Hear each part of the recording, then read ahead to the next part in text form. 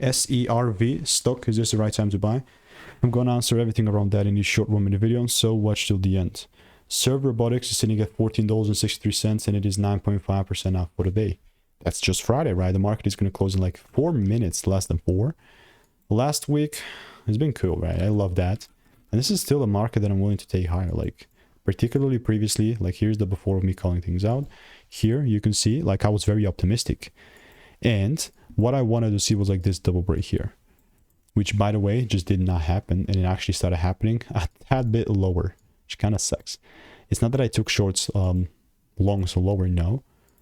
The idea was wrong because like it went the other way around and my rules that just never got met. So it was not following my trading edge.